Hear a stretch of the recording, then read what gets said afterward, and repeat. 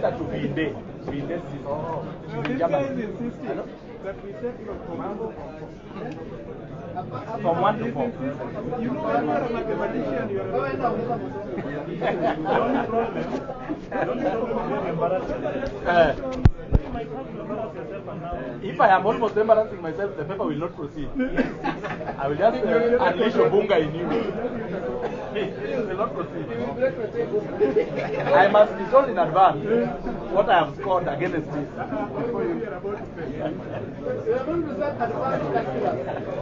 I am ready. I am ready. Bring the papers. That's that. Oh. No, that one I don't. Oh. Okay. Because the syllabus may have changed. Yes.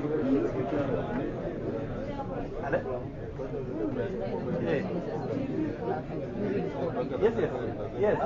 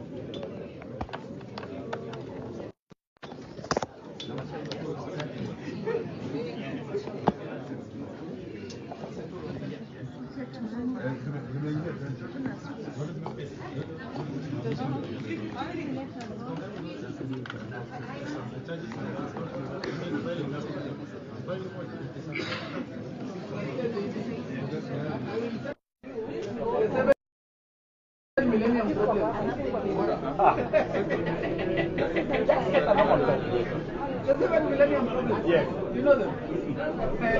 That's why do you come on, I thought I do the 7 millennium. I do not know.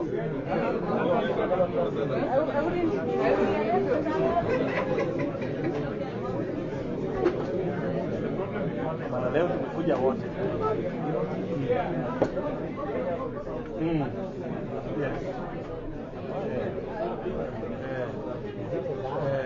That's where I got my money. Ulipanda hii 10 months later. Mimi nilianza kufanya 10 and from 2 years. Oh, so mimi nilianza from 2 and I beat all my students. How is that? Monda amesema nikuja hapa lakini naona sasa High Court. The respondent is our so we were given second jury. Walisema walingojea kuwa admitted hapo.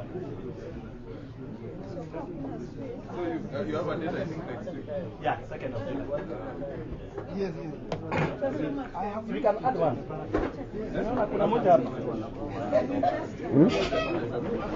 Yeah. But I don't know how we do it if we put her name on record.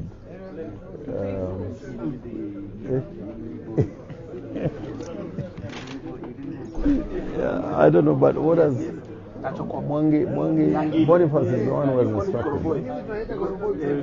Yeah. We should have talked to him also, just to organize. Yeah. Okay, well, yeah, let me talk to him.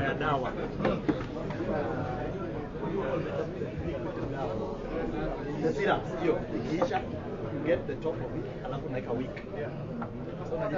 Yes. John. Hey, how are you? Yeah, just sit down. You're well? Yeah. We are come. Yeah. And I'm glad you're here. Yeah, thank you. Yeah. Thank you. We were wondering because these guys may end up being taken in custody. So other councillors are saying if you and I can make a few remarks. Yeah, but we are here to Yeah. So just generally the strategy, yeah. Okay, Sharia. Oh, okay. Thank you so much.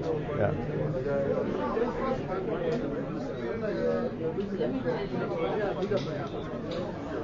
But I've been meaning to come and see you one of these days at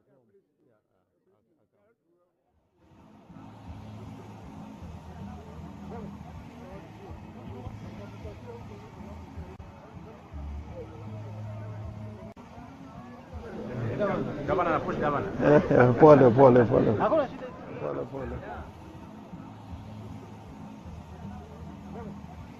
Bonge la mtu sana. Jenzi.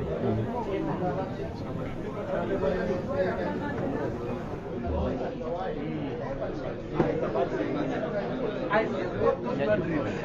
You dream that you are poor, and you wake up. Yes. After how many 3? You just take a shower.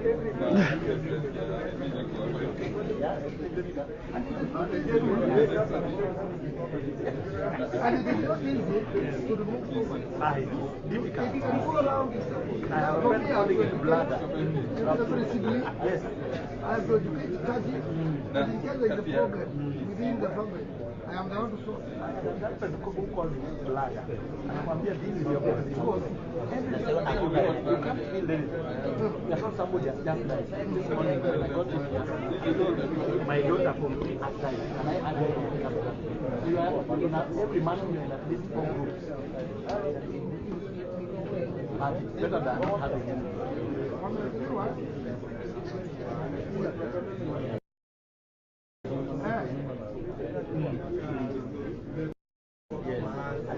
Yes. Correct.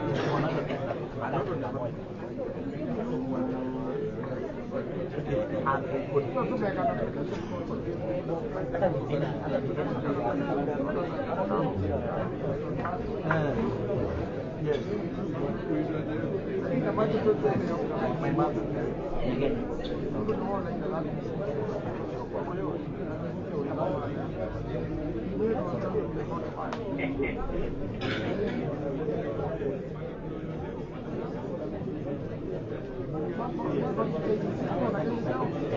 Oh, yeah.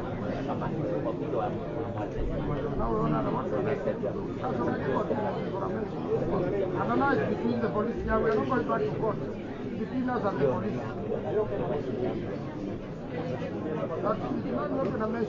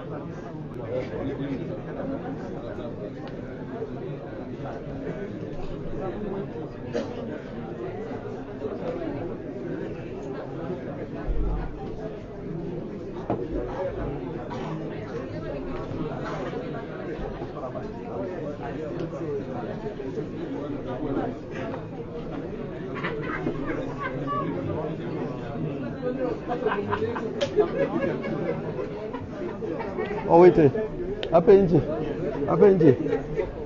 Is it possible to make remarks on one file and then say, it applies? For the, I don't know, because I think for the past 58, it's one file. Yeah. It's one file, but there's another 4 here. Yes. Okay. But the offenses are more or less the same. I'm not sure, but I think the court would be reasonable to do that. Yeah. So that whatever arguments are made in one file Yeah, because are replicated in the other. Yeah. To apply to the other file. Yeah, because if you go on each and every file, Yeah, that will take a lot of time. a lot of time. Yeah.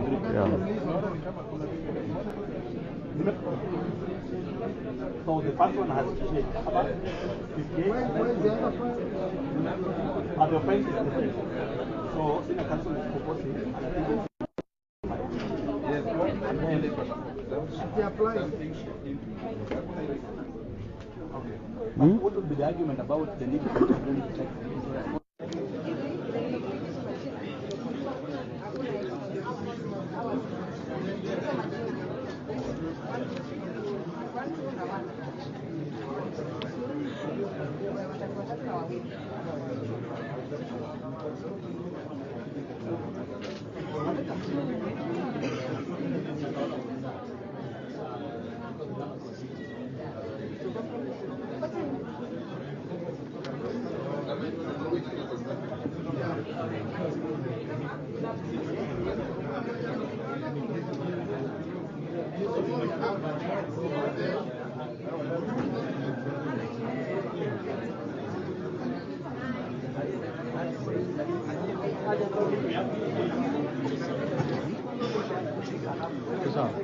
Sauti kwa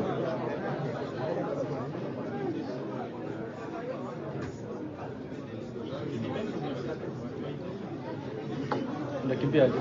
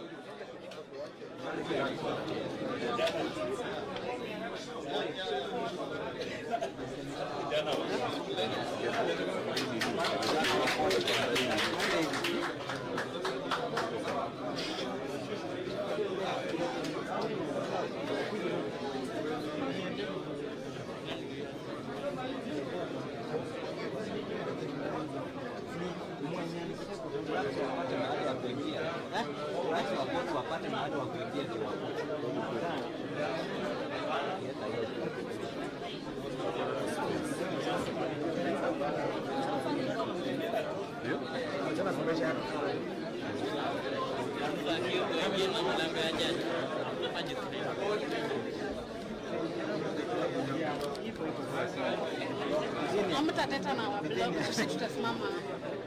Itabidi muinue na itabidi prosecution tuko hapa. Zidini yake utachoka. Sasa Sikuja hata kitu kako ndugu. Hawezi inua. Utablock. Sasa Zidini cheki. Zidini tutafute kitu kae pale hivi. Bado tutakuwa na nitafutia kiti. Kuna kiti. Zidini kuna kiti pale. Sasa tuko dress code. Lazima tusimame tu. Sasa unaona ukiwa pale. Sasa pale nita dress code. Acha nijaribu. Hadi chini ya leo tunaongea pale.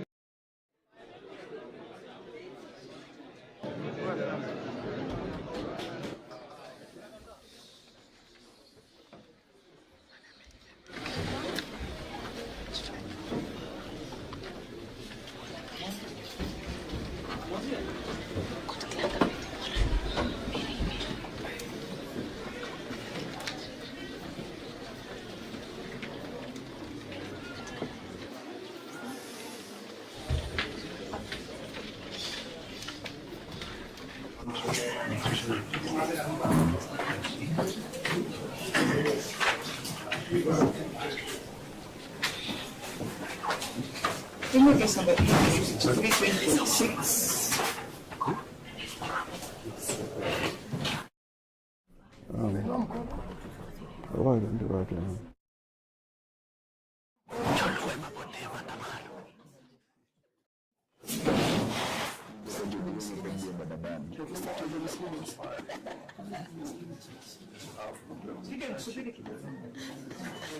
Females number 2864-2026.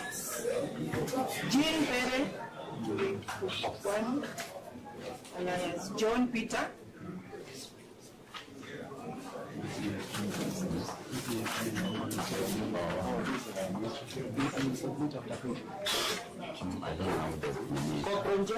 I don't know how.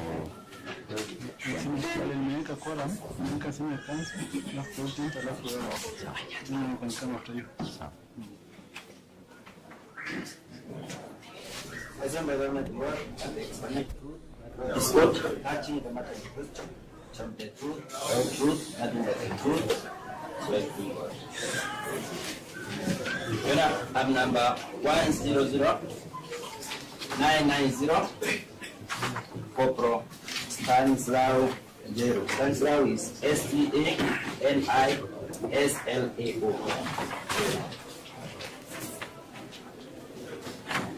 I am the investigating officer.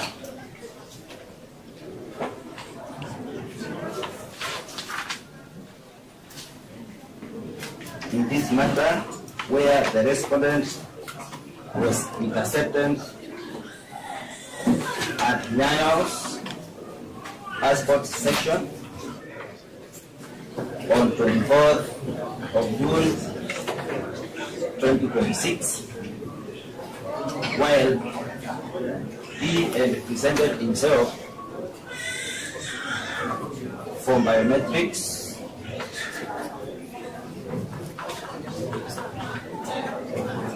as he was in the process of applying Kenyan passport.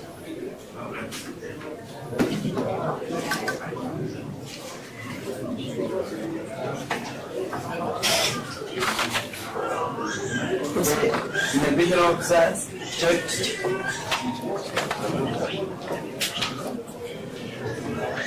on the PISI system and they discovered that he had a history.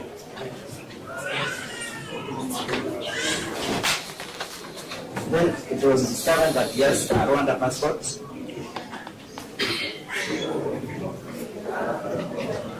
And at the same time, he has a Kenyan ID number 38-18-74.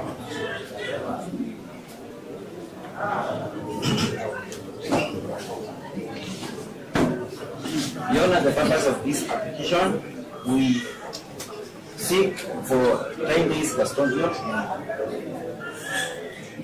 to enable us conduct investigations into how he acquired Kenyan documents despite him being a foreigner.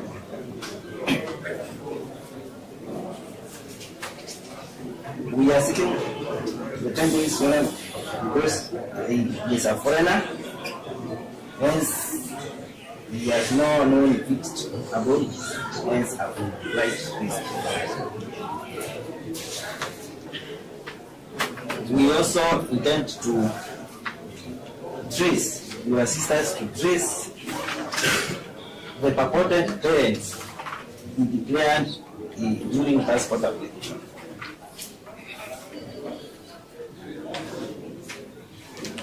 We also intend to pursue those people he colluded with to acquire the documents. We intend to travel to Makueni, where it is purported that he acquired birth certificate from Makueni Civil Registration Office.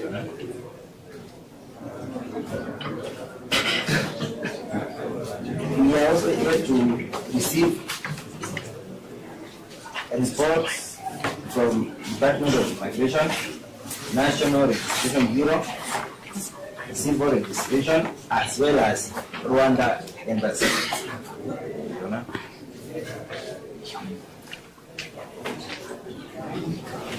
Therefore, it is in the interest of justice, in that intellectual. And we request that under the mission, we need to submit, and then we are done for the station for that period as we conduct investigations. John Peter, what do you say? I would like to ask if you can increase the detentions as we are doing, as we are doing the station. You're asking whether we can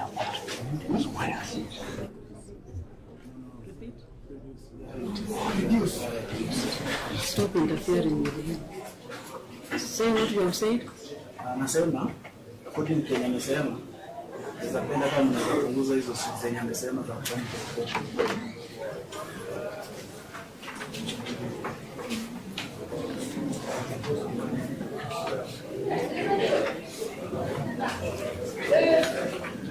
Tunasema spike kama barricade.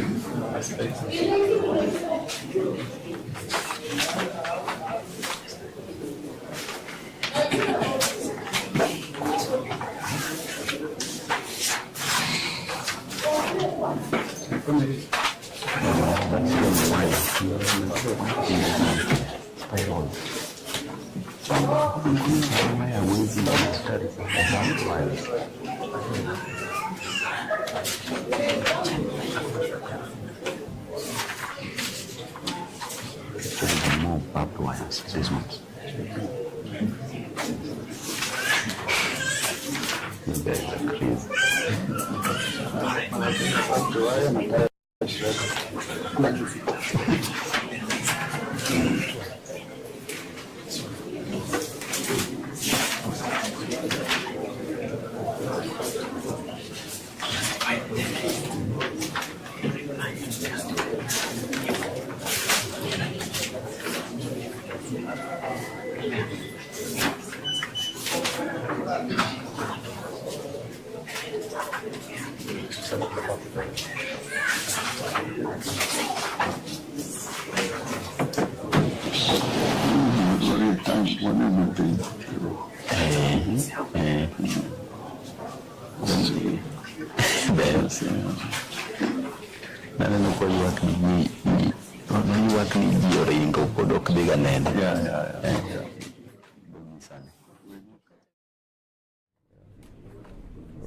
We need for that is for, but giving sufficient time to probably say what is in our heart. The prosecution's application is allowed as paid. I find 14 days to be sufficient, going to the needs of the prosecution. Saying on 9th of July. Next. I have another matter. A very, very urgent matter. My name is Hamid. Which one? Can I speak, Your Honor? You are speaking. I can hear you. I have a very urgent matter I would like to bring to notice. Yes, which? I have a very urgent matter I would like to bring to notice. A young lady by the name of Shaba Alshien, the whole of South Nigeria custody.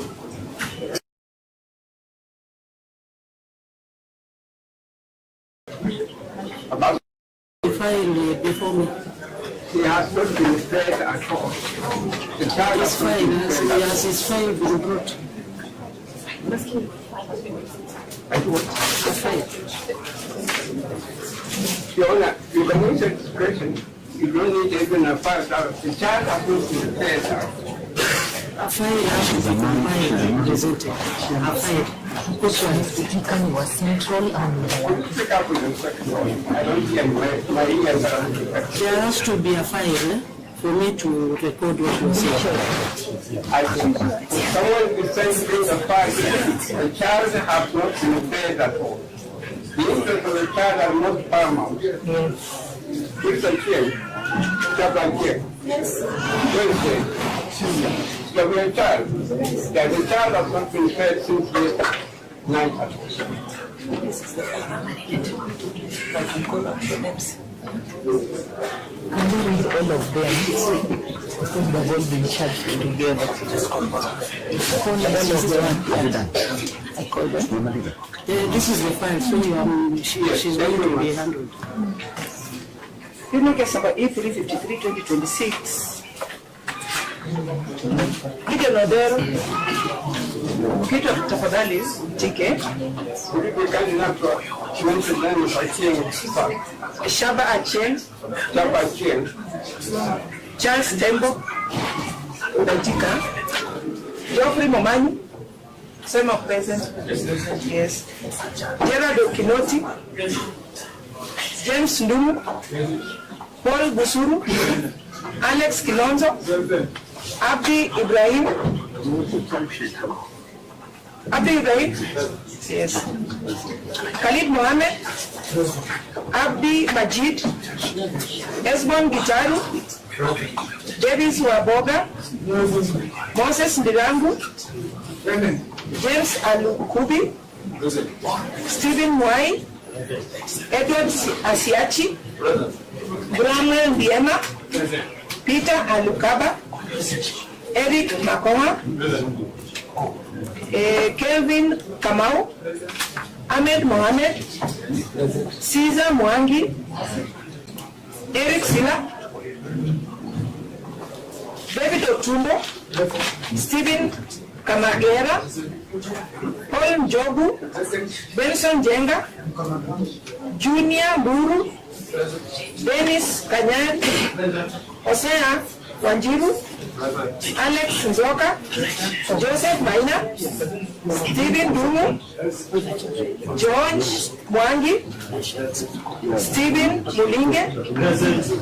Kevin Mukavi. Alex Asare. James Muturi. Eli Ume. Robert Kitui. Jamlek Rubia. Tony Omondi.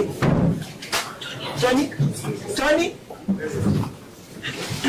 Ali Salim Abdallah.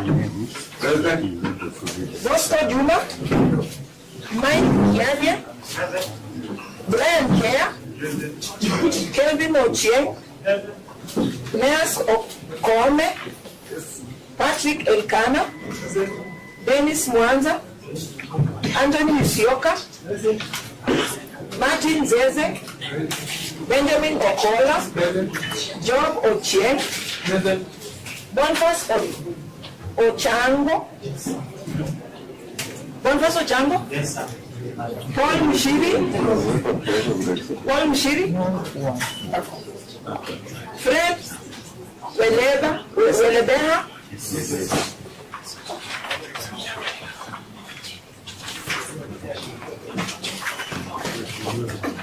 So,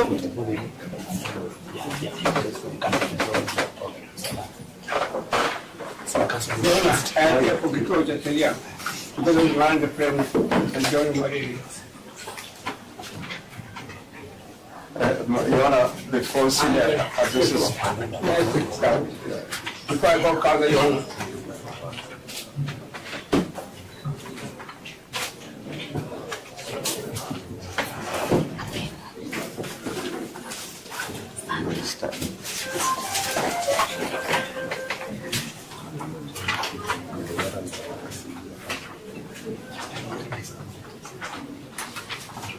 It's just obstruction. Obstruction. And respect. Mtatumia lugha gani? Kizungu ama Kiswahili? I don't just take national language. My lady, maybe you should take the quorum first because I have to know the language because I have to record which language. Kiswahili. Nini wote Kiswahili?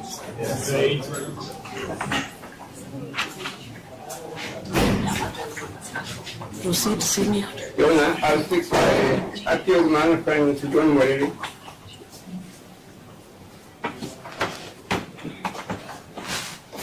With my permission, Your Honor, may I acknowledge the presence of our former governor, Nairobi Mike Sonko, and the governor, Honorable Orengo, and the president of Senator, and President of Orengo and Babu Owino.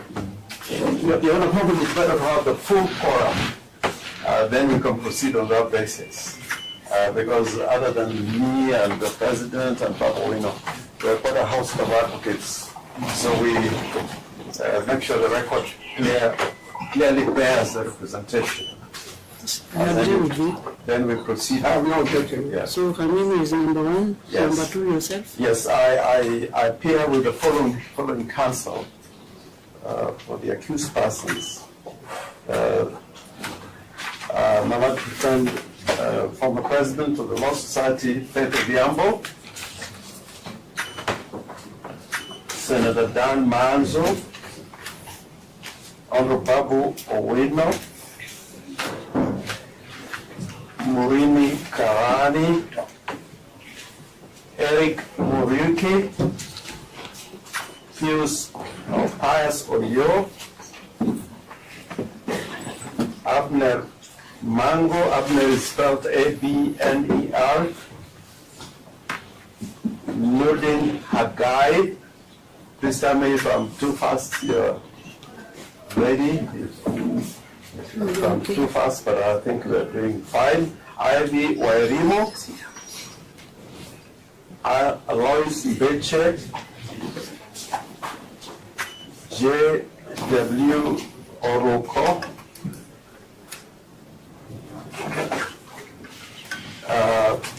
Mr. Hiram Kirimi, Faith Shaban, Japan. The two of them are representatives of the council members of Law Society. And then we have John Moreira, I think, who has been mentioned by our senior counsel. Yeah. The name of the 42 is Sharia. His name? John Moreira. John Moreira.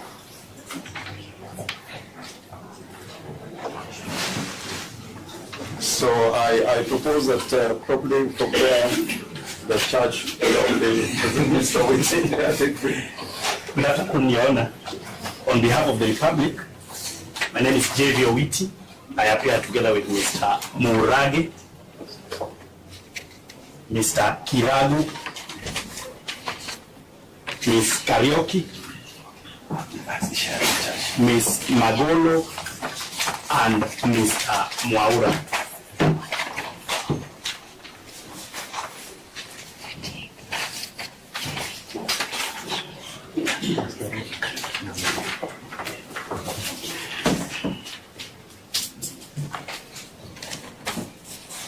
In the preliminary, before the charges can be read out, having concurred with my colleagues, we make an application under Section 87A to withdraw the charges against the second accused person, for the reason that we have confirmed the name is Shaban. Shaban Achieng. Shaba. Oh, Shaba. Shaba Achieng. We make the application to withdraw the charges against Shaba Achieng, pursuant to Section 87A to the court, together with Article 157(6)(c) of the Constitution, and that she may be forthwith be discharged from this section of the Constitution. Article 157(6)(c) of the Constitution, as read with Section 87A of the Criminal Procedure Code. She may forthwith be discharged before we proceed to plea for the rest.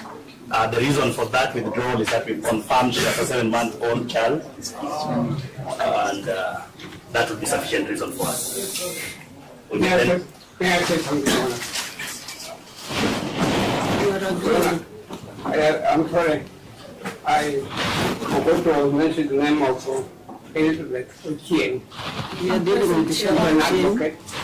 What do you say to what? I'm appearing with her. Because I was doing what You want to withdraw? Any objection? Yes? You want to withdraw the case against? About regarding withdrawing the case, Your Honor, may I say that I'm most grateful to the Lion President. May I say something further?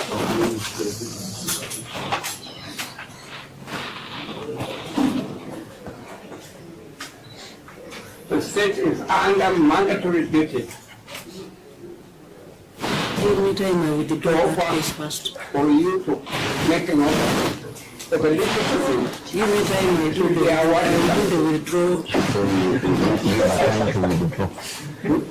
Oh, I see. Sorry, I'm sorry. My ear cannot accept it.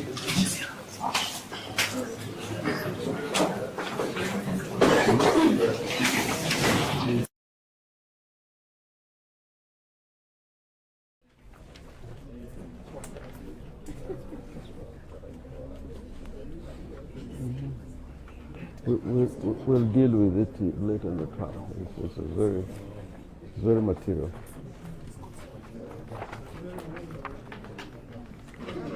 Stand up. To submit once, I have to adopt the submission for all. So we will watch it.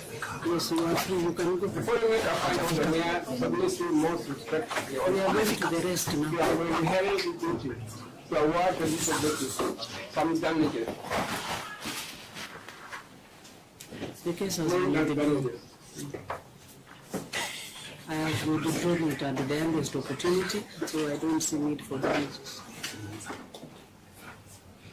Maybe set a small thing just to clean up the charge. In the charge sheet, it shows all the accused persons are males. I think, unless the charge is amended, it'd be a crucial factor at some moment. But I'm saying that, because of the application, we just might withdraw on account of having a child. Other than Mishaba, is there another lead? Are there women?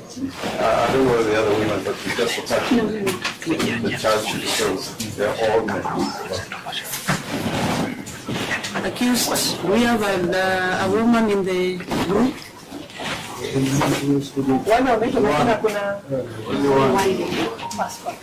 was only Shaba.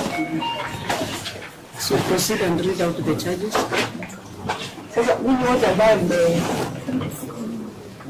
mmeitwa majina, mmeshtakiwa na kosa kwamba mliweza kuzuia magari kinyume na sheria. Maelezo ni kwamba mnamo tarehe 25 mwezi wa 6 mwaka huu mwendo wa saa 6 mchana katika barabara ya Hadith kule Kamkunji Sub County, jiji la Nairobi, nyinyi kwa pamoja mliweza kuzuia gari ambapo mliweza kuweka mawe na pia mkaweza kuchoma ambayo sasa hiyo iliweza kusababisha lori kazuia gari na watumiaji wa barabara wengine kupita. Ni ukweli ama sio kweli?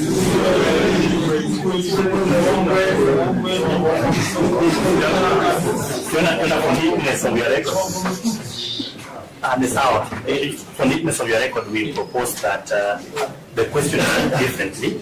We can see that there is the majority denying the charges, so that if your clerk would ask if anyone is... You have to record each accused with what... That's right. That's right. What I'm trying to record. That's right, Your Honor, but you said the time of both the court and the advocates, the court can simply ask whether there is anyone pleading guilty, but the court's record will read individually. So I have to write that individually. So do you bear with me? I do the right. All right, that's okay.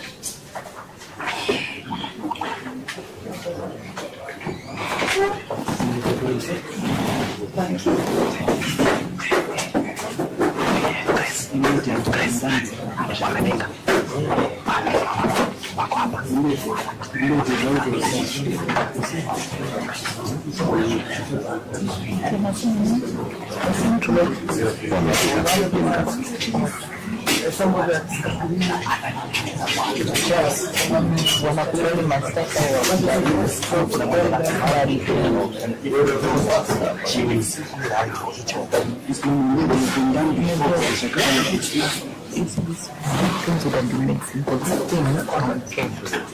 Because I'm gonna take you guilty, not guilty. One.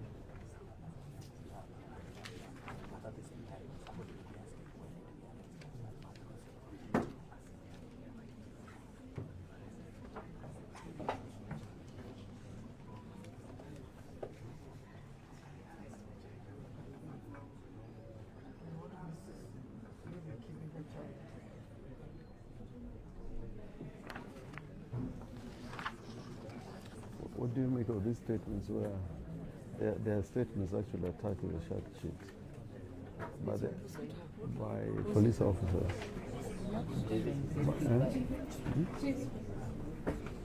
They're not under obligation to provide statements. When the court will individually write the nature of the plea from each of the accused persons, because of their number and to save time, the court can simply ask who of them pleads guilty. Then the court will have time to record for each of them. But we can have one voice. If none of them is pleading guilty, the court will record 57 because one has been withdrawn. Plea of not guilty for each of them in the record. But for purposes of reading here, without need to ask each of you accused one or accused two, we can have that collect. Governor, may I comment on it? Yes. From the way they gave a resounding voice, that so far as they are concerned, they are not guilty. You do not have to go through the exercise. Sorry, Your Honor. With a lot of respect to senior counsel, I think you should let the process continue. You cannot take plea on their behalf and the question will still be asked. It's a simple question. Also, I'm saying they say in a very resounding voice that they are not guilty. Senior counsel, you know better than I do that the court has procedures. Let us let the court do the procedures with a lot of respect. Yes. So I ask is anybody guilty? Yes.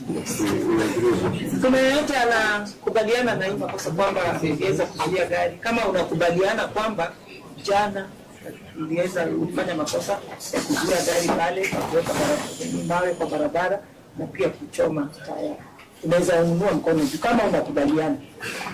Kama unakubaliana, inua mkono juu. Sawa, wewe wote mmekataa.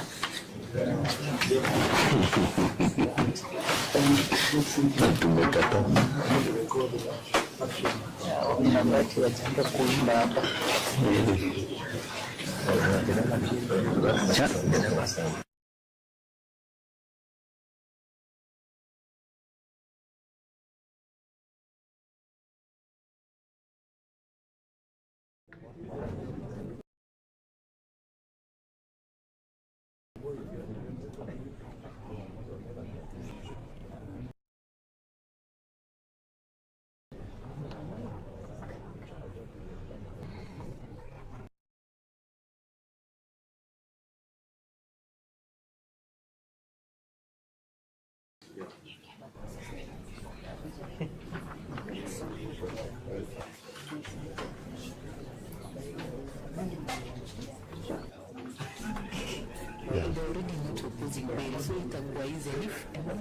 Okay, so you're doing so well.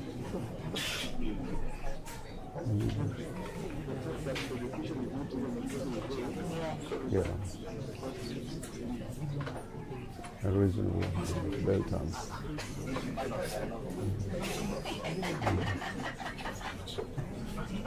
No, they should just go. Personal recourse.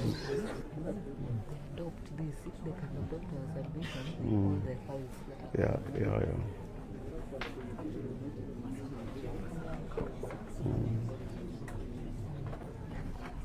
Personal recognizance. Yeah.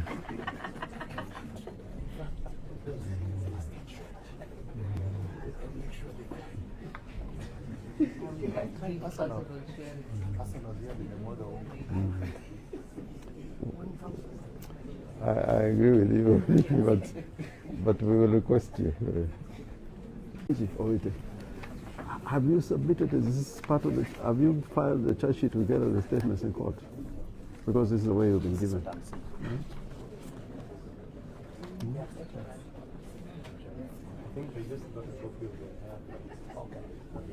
But what is in the court file? You can confirm compliance. Okay. So we just need the statement.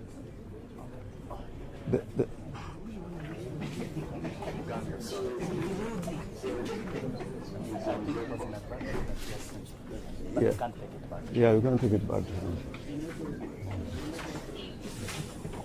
So is on record.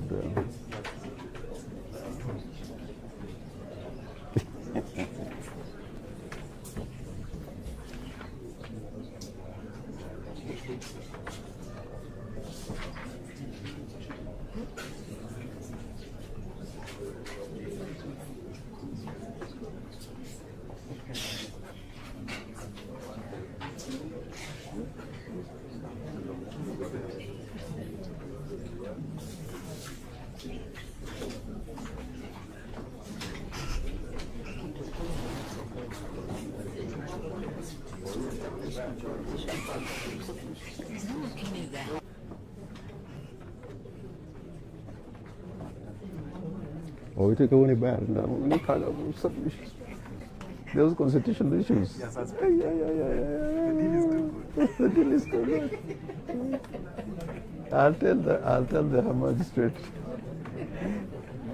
I'll tell the magistrate. He gives me a little time, but this time around. Silence is what? Is that of not guilty? We are not opposed to the release of the accused persons on bail. We will, however, be requesting that the court grants reasonable bail terms, considering the nature of the offense. And to ensure that they attend court.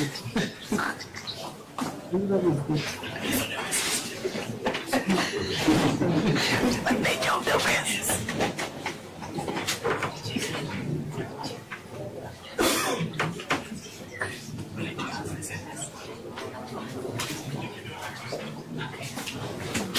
No, let me say from the bar, Mr. Committee is normally fond of giving me a very difficult time.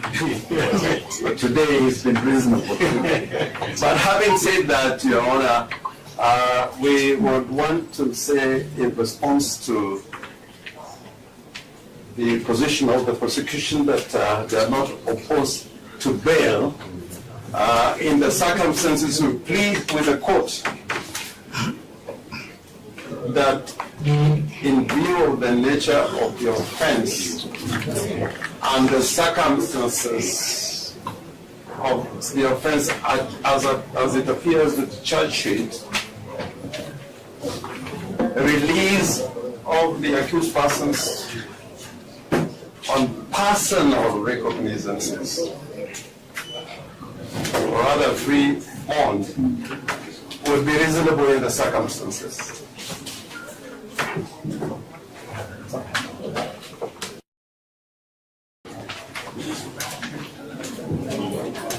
And why, Your Honor, first is that the offense is a misdemeanor.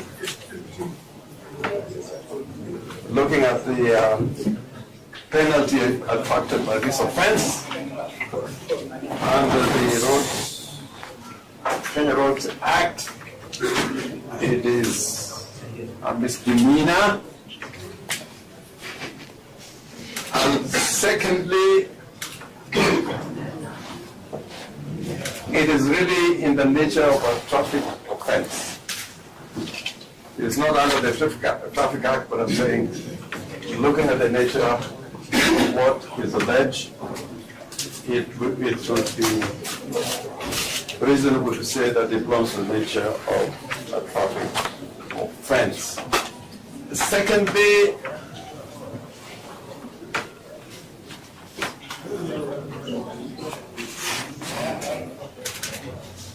it is without a doubt that these charges arise out of the events that took place yesterday, and the court can take judicial notice of the fact that on the part of the government of the Republic of Kenya, yesterday's events were authorized, if one has to go by the statement of the Cabinet Secretary for the Interior. There was a lawful demonstration yesterday.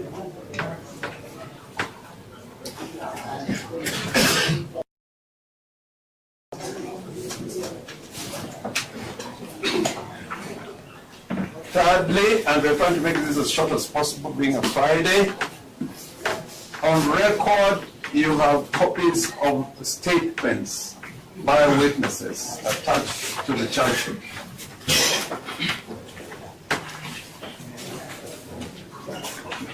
Normally the court is not entitled to look at it, but if at all if you have expunged but you're not done by the authority of the court, I checked with the prosecutor if they have filed the statements together with the charge sheet.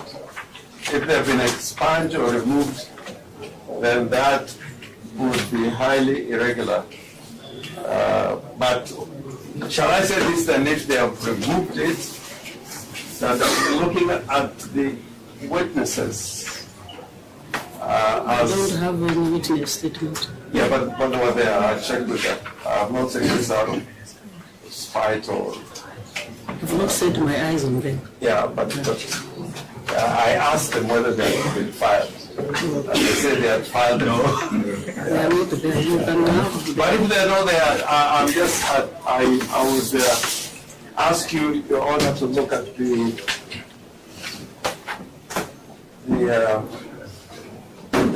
charge sheet.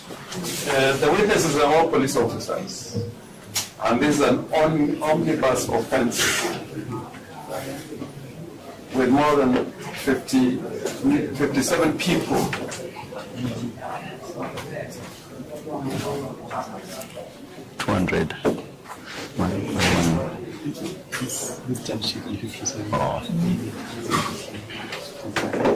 That's a pointer that this is just an omnibus charge. And I can understand why very quickly the prosecution withdrew the statements from the court file. It is bad practice, it's bad professional behavior, but we have already dealt with that question. So in those circumstances, Your Honor, we ask you to release each and all the accused persons on their own personal recognizances or on a free bond, so that we can go home. Will you ensure they attend? Will you ensure they attend? Well, they are in court. They attend when the hearing. They will attend court. These are Kenyans. They are very good, patriotic Kenyans who showed their patriotism yesterday. And bail is a constitutional right.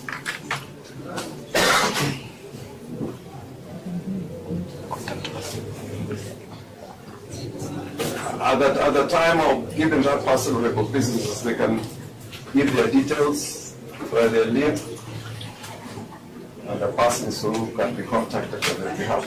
But it's not a matter that me as a senior counsel am prepared to stand as guarantee. I'll make sure each one of them come to court.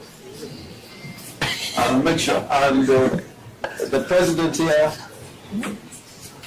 will make sure Orengo and Babu Owino, Senator Manzo, these are patriotic people. So I ask you, really, that it's a Friday. It's a Friday, and these are free citizens who are innocent before your ladyship until proven to the contrary.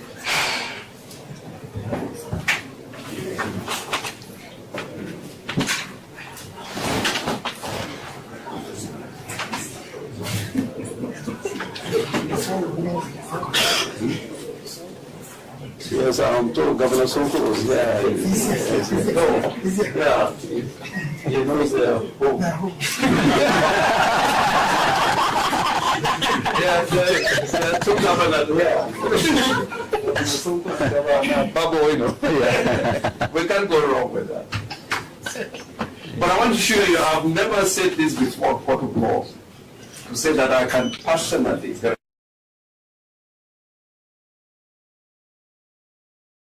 If you give them such a bail term, personal recognition.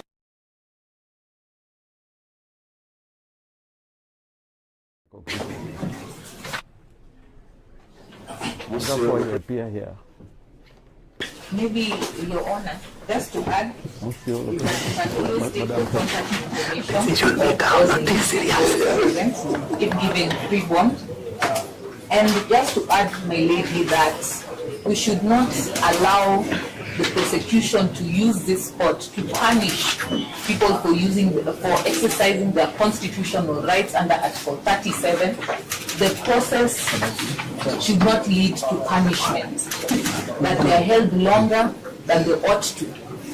merely because they exercise their constitutional right. Because, my lady, I urge that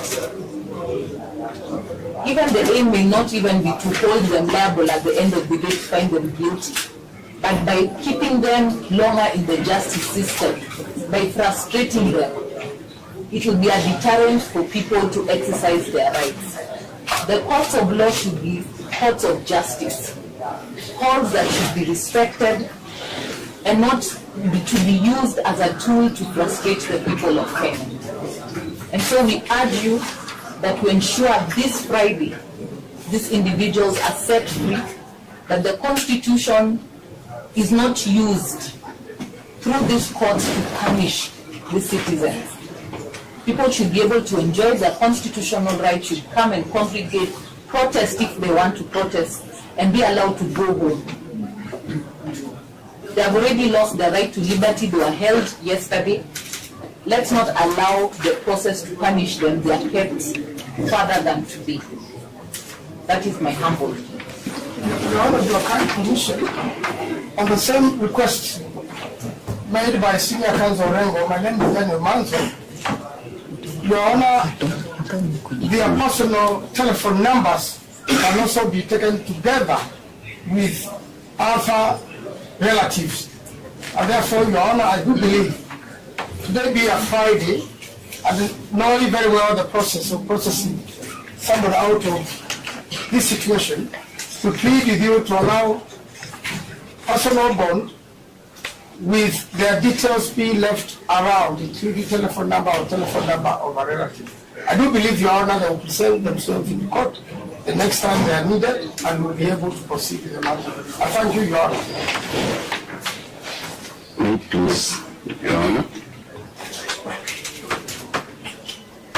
Your Honor, I did hear the prosecution stating that because of the nature of the case and that the accused persons should not be released on personal bond terms. And Your Honor, I want to remind the prosecution that bail is a constitutional right and not a privilege, as enshrined in Article 49(1)(h) of the rights of an arrested person to be admitted on bail. Your Honor, the bail and bond terms policy of the court stipulates that cash bail should be admitted in a manner that is not punishing before trial. Because at all times, Your Honor, the accused persons remain innocent until the contrary is proved. That is Article 50, sub-article 2, paragraph A of the Constitution. Your Honor, Article 37 states that every person has a right to peaceably and unarmed to assemble, to demonstrate. Which article? Article 37 of the Constitution states that every person has a right to peaceably and unarmed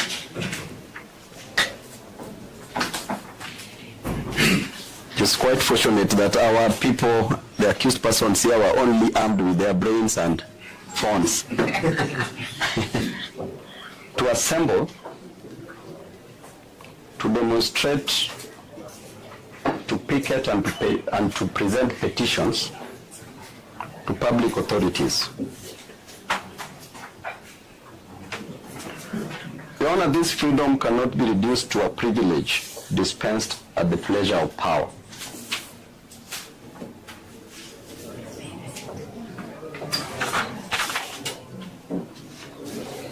And Your Honor, the greatest mistake that the accused persons committed is to commemorate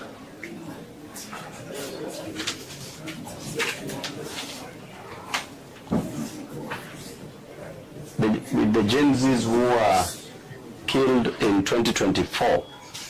Those were their brothers and sisters.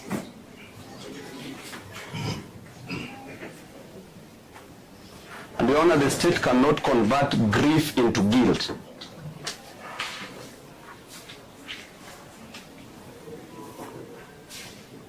A memorial march is not an insurrection, Your Honor.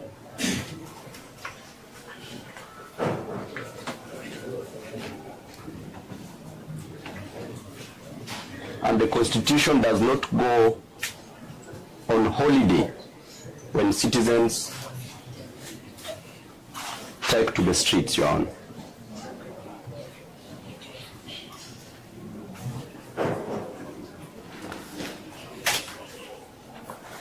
Your Honor, a government that is confident in its legitimacy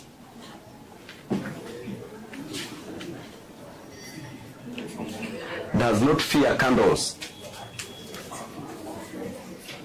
flowers, prayers,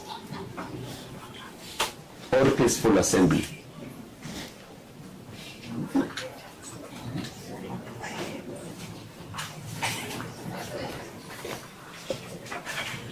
Your Honor, the blood of the fallen citizens cannot become legal foundation for arresting those who remember them.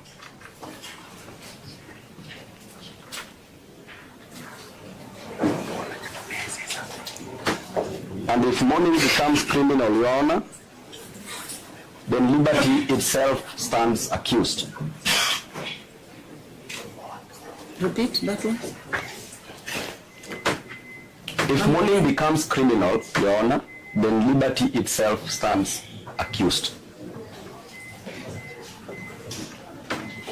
And therefore, Your Honor, the executive cannot suspend Article 37. The executive itself cannot suspend Article 37, which allows the right to assemble, merely because it finds the message inconvenient.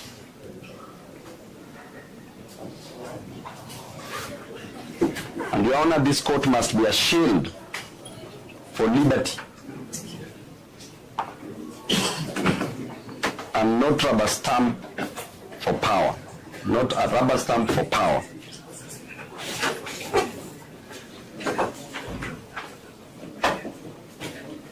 Your Honor, liberty cannot be sacrificed at the altar of administrative convenience.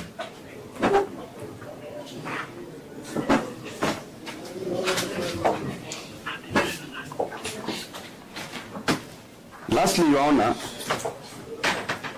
after today's headlines fade, one question will remain. When citizens stood before this court seeking the protection of the Constitution,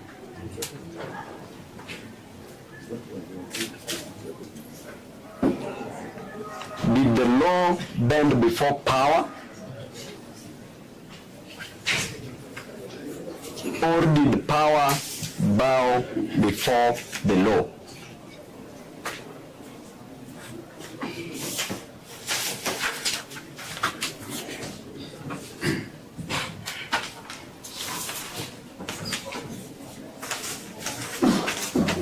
We respectfully, Your Honor, urge the court to release the accused persons on personal bond terms and reaffirm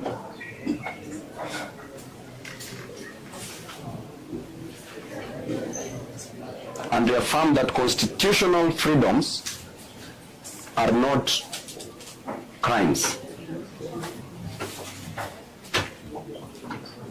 Your Honor, rights do not just disappear just because power is uncomfortable.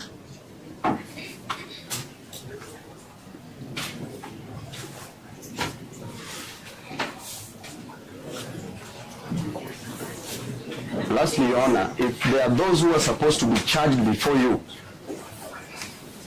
are the police officers who barricaded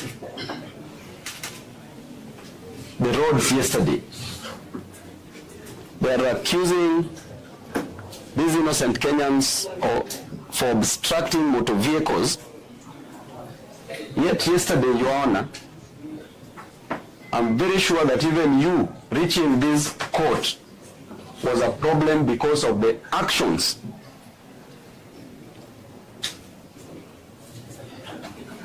of the police officers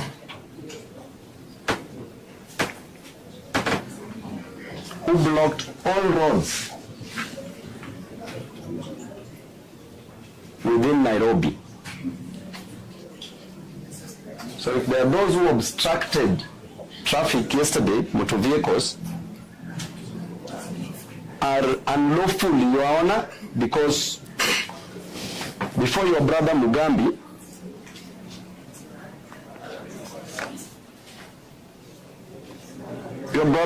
released a ruling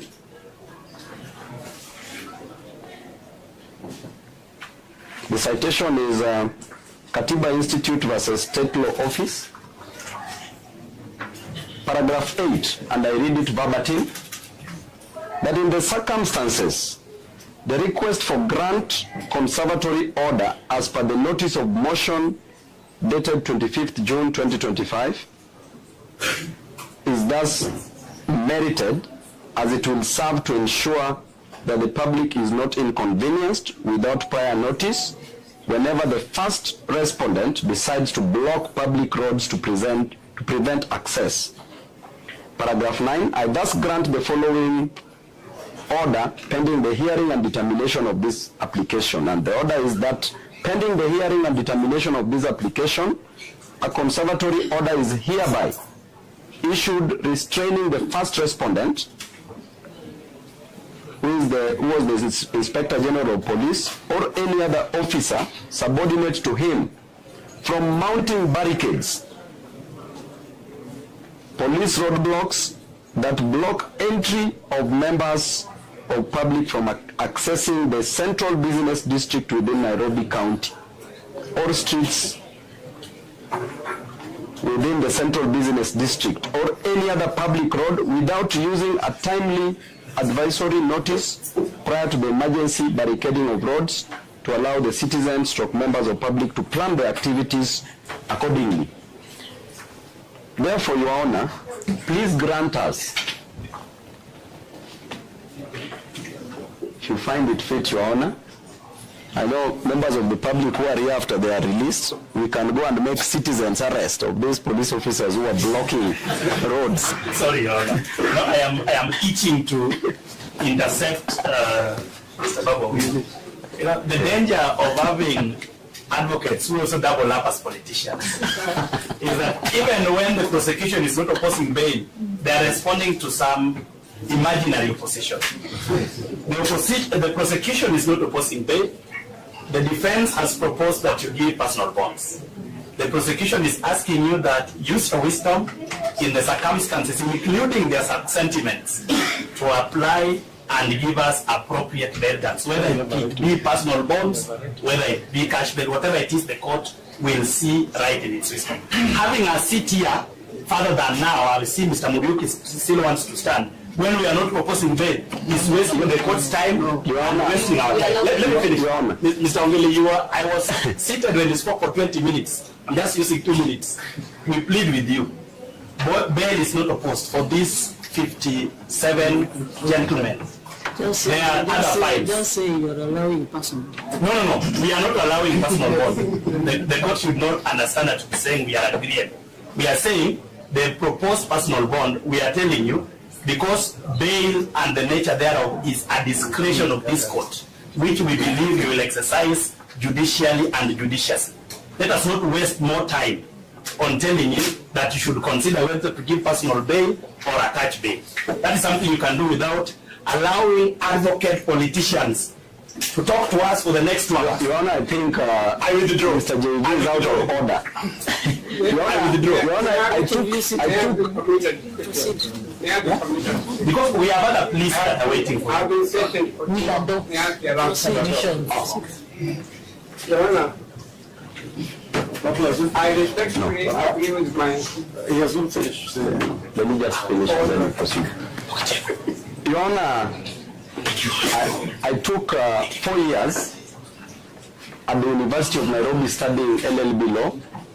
So further 2 years taking my master's in law, and a further 1 year at the Kenya School of Law, and also lectured at the Kenya School of Law. So therefore, Your Honor, when JV Owiti is trying to say that this is a political advocate, then Your Honor is out of order. As I conclude, Your Honor, Article 157(11) of the Kenyan Constitution states clearly that the office of the DPP should act in a manner that promotes public interest and confidence. But Your Honor, what the prosecution is saying before you is completely eroding that public interest. In the first instance, he ought not to have approved the charges before you, Your Honor. Thank you, and I rest my case. Those are all legal arguments. My old friend would like to say something thereafter. Yes, very briefly, and following what my seniors have already presented on, I'm going to address you. My name is Eric Murioki. I'm going to address you briefly on section 123A, paragraph D. The conscience of time. Sorry? Proceed. Yes, on the CPC. And I want this court to take note of the fact that in this charge sheet before you, there is no vehicle that has been identified, no driver has been named. Sorry, Your Honor, registration number. Allow me to interject. It's the same danger we talked about earlier. The question of evidence. My other friend can sit down, let this young man finish what he wants to say. Senior counsel, you are not the court. Let me finish what I'm saying. I am allowed to interject. After right stick, we're not doing what you can say. You know what we are. No, let's just allow him to talk, and then you can. Samina, you are not the court. Let me speak to court kindly. With a lot of respect. You have been interjecting. Yes, because Your Honor. No, Your Honor, allow me to make my interjection. You can overrule it. Allow me to make my interjection. No, Your Honor. We are not opposing bail. We have other pleas to take. The gentleman is going to issue some evidence of everything on. Let me finish. I am here to represent the Republic in this case, so I will have my time to speak, and then I'll let you speak. What we are telling you. Kindly have a seat. Yes. Kindly. Yes, Your Honor, I'm addressing the court on time. Yes. Time. Yes. 123 is very relevant as one of the considerations on issues bail. As I was saying, there is no driver that has been named, no registration number provided. There is no stated duration for this obstruction, and there is no distinct act attributed to any individual. Therefore, Your Honor, what is being penalized here is assembly, full stop, and Article 37, and then it is being dressed up as obstruction. Your Honor, there is no complainant other than the state. There is no independent witness, not even a driver or a motor vehicle owner or a passenger. A charge of obstructing traffic with no obstructed motorists anywhere on its face is thin, and this is just the state persecuting assembly under Article 37 and not vindicating the use of any road. But these circumstances point directly to the dismissal of these charges preliminarily at best and at worst released on free bond.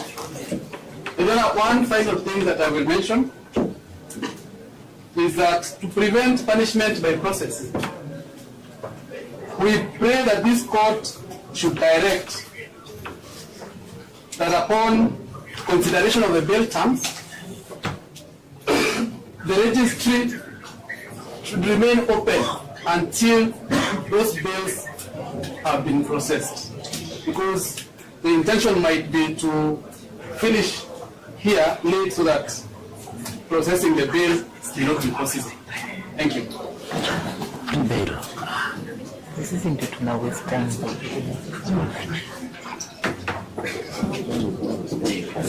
You're not going to respond? No, I'm not going to speak. I'm a son of the soil. I am a son of the soil. I have a right to speak. Proceed, Camino. Yes, Your Honor, I respectfully agree with my learned friends, Honorable Orengo, Honorable Babu Owino, and Honorable Patrick, when they are saying let the accused is on path. We all live in this country. We cannot pretend that we do not know what to do. We all live in this country. And we know the events of yesterday. Quite a number of us were waiting for the story. We know what happened. We know why activists went out yesterday. They were paying their respects to the deceased. And this charge or these allegations against them arise out of a conclusion. It is clearly intended to abuse the law.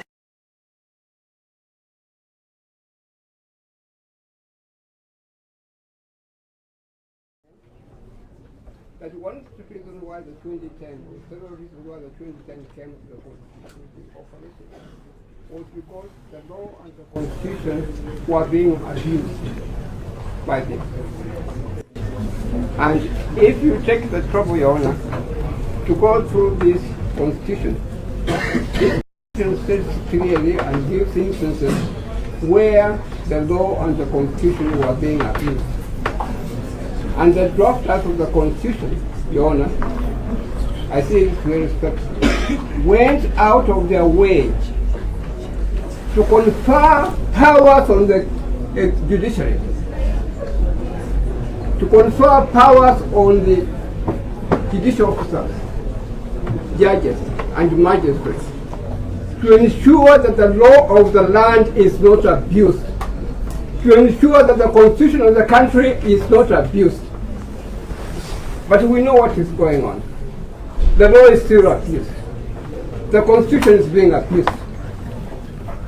And in this connection, Your Honor, may I refer you to the following provisions in the constitution.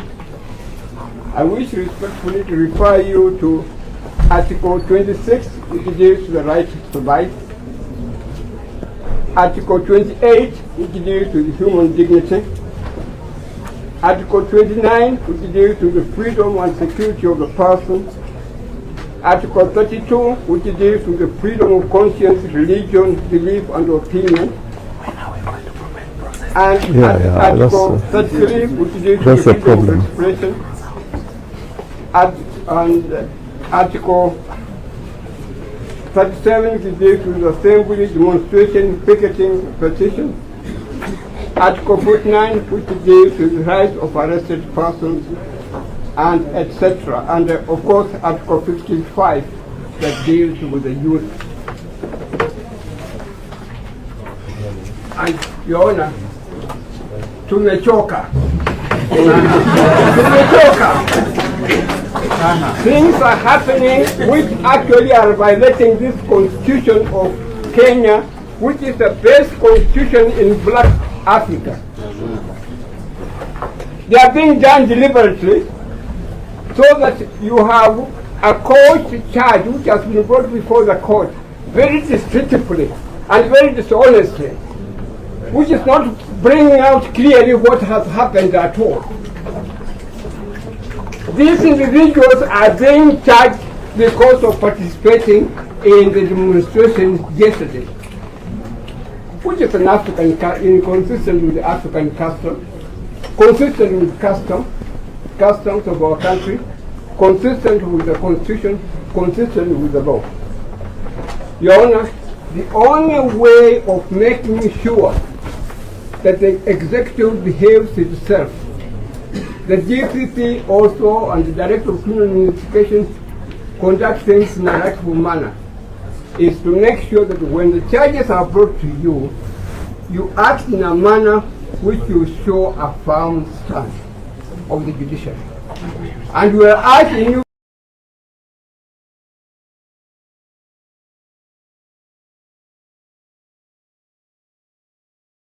somebody else before you look at your own faults as a person.